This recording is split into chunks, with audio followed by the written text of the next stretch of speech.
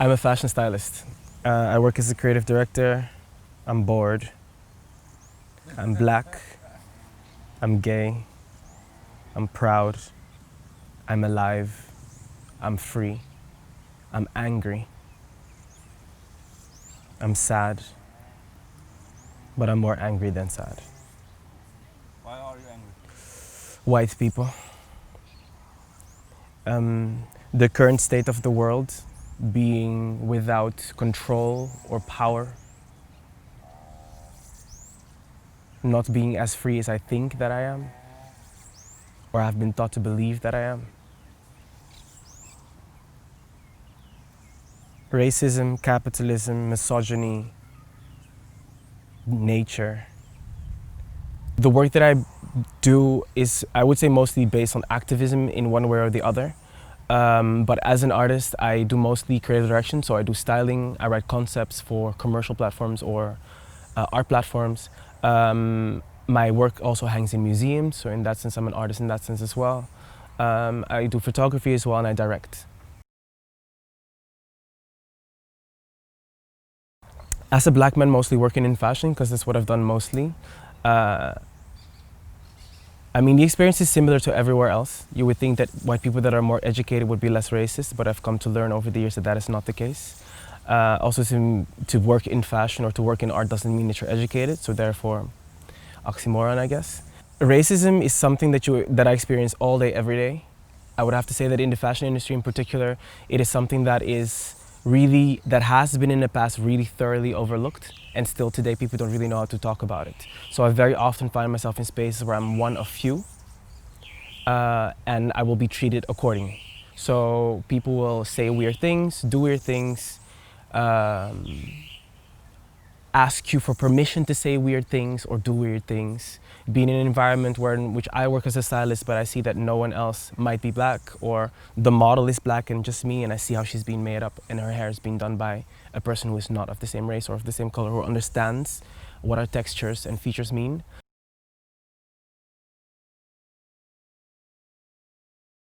I mean, fashion is all about popularity and about pop, really. So what is the most popular thing at the moment other than Beyonce and Rihanna? So if next to them we see people being killed left and right, what does that say about society? And what does that say about companies that are run by only white people? If we're looking at companies where everyone is white now and we're looking at them and judging them, how do they feel and what does that company want to do for its own longevity? Why do you think Vogue or British Vogue changed? Not necessarily for us, but because they understood something was wrong. And if they would have continued on that path, they wouldn't have made more money. There are more people of color than white people in the world. But the white people make part of the big mass that buys. So now that since that is shifting, Nigerian market is opening up, the middle class in America is growing, and internationally, now that they're so-called seeing what is wrong, they're changing it. Not because they not because they want to, but because they have to. It's capitalism. So that has changed. So I'm seeing more diversity where I work now.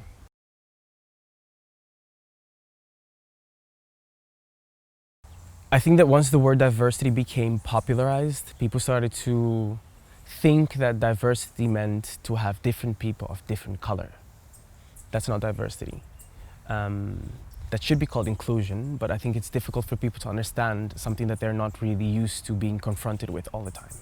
So let's say Vogue Holland did their diversity issue and they had a canvas of different models of different skin tones on the cover. Does that then mean that they're actually going to apply that in every issue? Is it something that the creative director or the editor-in-chief, the person who's in charge, is she gonna hire more people of color for her office to make sure that not just the cover of the magazine is diverse, but everyone involved, the photographer, the hair and makeup, everyone. I think that that exploitation in music, in film, in art, and in fashion now is finally being seen for what it actually is or was. When you look at Jean-Paul Gaultier, honestly, what do you think? Do you think that that's a white man glorifying black women? Is he lifting us up? Or is that sexualized and fetishized? I think that we're looking different at people from the past and from the present in terms of art and music and everything actually. And I, for one, am actually thinking that we cannot dissect artists from art. They're one. This is why we're so interested in what they do. So if you cannot respect the artist for whatever shortcomings he might have, then why respect the art? Or at least question it. I think that those things are quite important.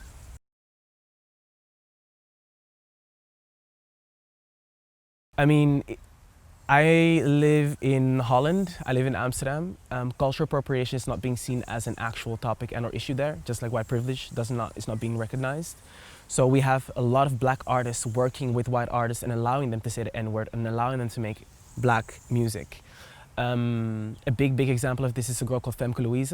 Doesn't have a clue what she's singing. She's from a place where they don't speak the way that she supposedly speaks in how she sings, but black people write her lyrics and she just fits the stupid enough factor to do whatever they tell her to do. It's like Britney Spears.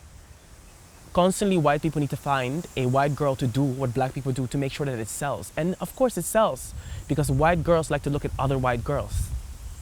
It's not something bad, it's something that they've been told to do. This is how capitalism kind of specifically for women works. When you think about feminism, ask your girlfriends, ask them. When you think about feminism, white women don't think the same as women of color because white women don't include women of color in their feminism. And feminism doesn't exist if it's not for everyone. Not just for white women, not just for women, for everyone. That's feminism. I think that in Holland we don't really have a group of actual feminists. They're not actively together fighting anything because women in Holland are comfortable, especially white women. These are white women with money and education and freedom of choice and abortion. Honestly, they can do pretty much anything that they want because, let's be honest, being a woman in this world is hard enough. So they're being screamed at on the street by men and bullies, but once they get together and into their system, they're all right. They're better off than me. So let's just look at that ladder. Yes, it's bad what is happening to women all across the board, like it's not nice. But once we look at white women in Holland, it's very different from where black people in general or other people are. So just to look at that pyramid and to see how that works, I don't think that feminism in Holland is at all where it should be because it's not inclusive and it's not active. I think even by that privilege that they have, the word has kind of reached a point where in which people see it as a bad word, but then also don't do the research to understand it. They're like, feminism to me means no. Feminism is. It's not a matter of opinion. It is fact. Being able to vote, people see that as if it's normal, as if it was always there. It was not always there. But lack of education in Holland doesn't really allow even women to educate themselves on what true feminism means.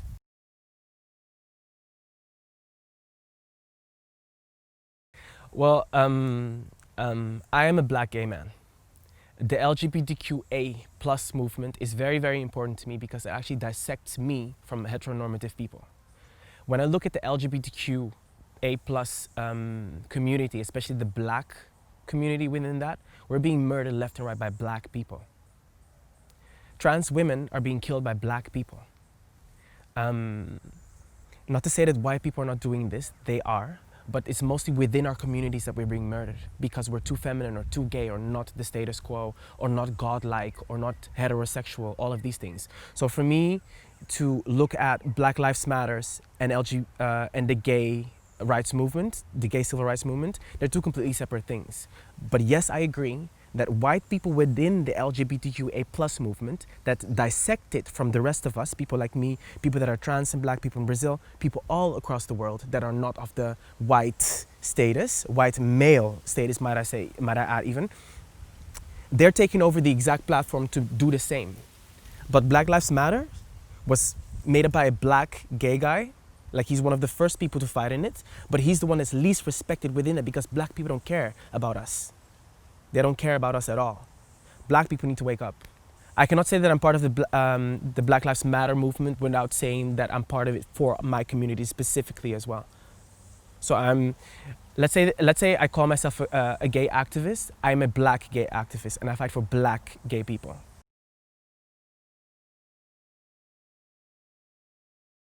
Money versus knowing thyself. We are not educated enough to be prepared for what the world is. Our parents did not know how to do that, and how can you know how to do that when the times change constantly? I grew up in a time where, okay, so we have the personal computer at home. The mobile phone just started to come up. What happens with those things and more connection with other people and also more distance from your parents? I don't think that all of these parents and all these decades actually understand that you have to stay hip, for lack of a better word, to understand what your children are going through, but you have to understand it from their point of view as well, not just yours. So I was being taught as the child of migrants, as a migrant myself because I was 1 year old, to do my best in school, get the highest grade, but do something in finance and don't complain. So whenever white people say shit, turn the other cheek. Don't aggress. Don't make it worse. It's better than it was. But when you walk down the street, you don't experience it the same way. As kids, as black people, we're very cute. So everyone's like, oh my God, you're cute. And then there's a certain age where the cuteness stops and people start grabbing their purses when you walk past by them, or they walk on the other side of the street, or they don't want to get out of the way, which is what's happening now. The experience of being black really, really kind of pushes people to make sure that they can be financially stable so they can get out of that. They can live in a space where they don't have to deal with that, possibly. But that's the idea, getting rich and then being comfortable, or getting rich and then no longer racism. You think that you have to go through it as well because it's not like there are black spaces where you can go. Sometimes you can't even vent because you're the only one in the group. Because you're the only one of a few in a group and you don't even like the other person because you're not the same. Being black doesn't mean that we're all, do you know what I mean? So I think that these things are all different problems that we run into, but I think that there's a huge willingness of where I grew up, especially in the West, for them to keep the history from us, but also for us to actually go and find it. The gap, they're making it really hard.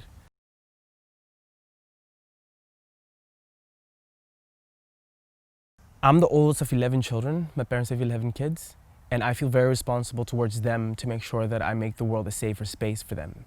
So I feel like if I need to go places and educate people there or at home about where I've been, or to make sure that my work is that of somebody who actually recognizes where he is and recognizes the struggles and the problems of people that look like me or are like me, then yes, I think that at this moment, I've made sure that the work that I do, that the possibility is always there to make sure that it says more than just pretty, or more than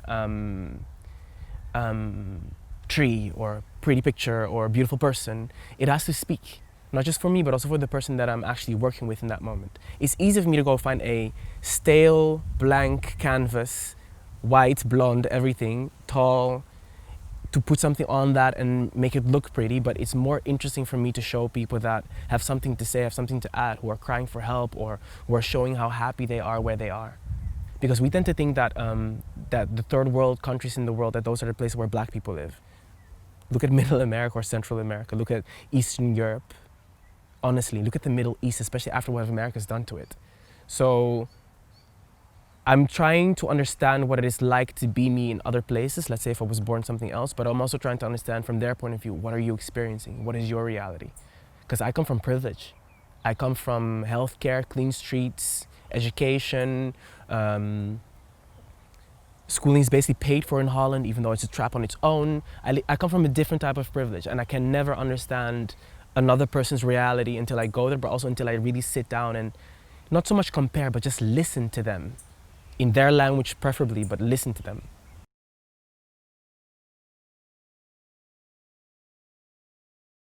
I don't know, like it's really strange to be home and not feel like I'm part of this. What's happening in the world right now, but also not being part of here because I don't know the culture. I didn't grow up here.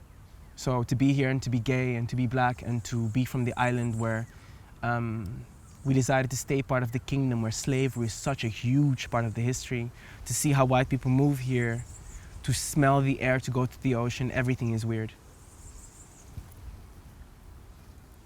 It's amazing, don't get me wrong, I love it, it's really an eye-opening, but I have no words really to explain what that feels like.